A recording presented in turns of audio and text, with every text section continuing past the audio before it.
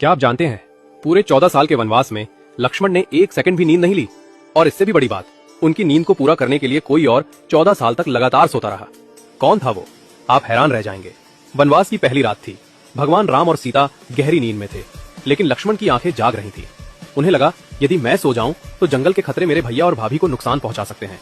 इसी समय निशाचर देवी निद्रा अवतरित हुई। उन्होंने कहा, लक्ष्मण, 14 वर्षों तक जागना किसी मानव के बस की बात नहीं। तुम्हें यह वरदान तभी मिलेगा जब कोई तुम्हारी नींद अपने ऊपर ले ले। लक्ष्मण ने पूछा, कौन करेगा यह बलिदान? निद्रा मुस्कुराई, तुम शेषनाग के अवतार हो और तुम्हारी पत्नी उर्मिला लक्ष्मी का स्वरूप, वो ही तुम्हारे हिस्से की नींद सो सकती है।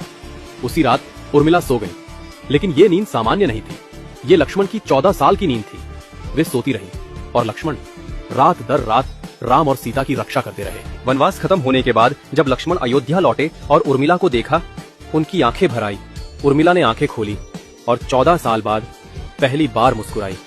लक्ष्मण ने कहा, तुम्हारे इस त्याग के बिना मैं इस धर्म को निभा ही नहीं पाता। लोग राम सीता के प्रेम को याद रखते हैं, लेकिन बहुत कम लोग जानते हैं कि अयोध्या की सबसे महान प्रेम कहानी लक्ष्मण और उर्मिला की है, जहां एक ने 14 साल तक नींद त्याग दी और दूसरी ने 14 साल सिर्फ अपने पति के धर्म का साथ देने के लिए सोती रहीं।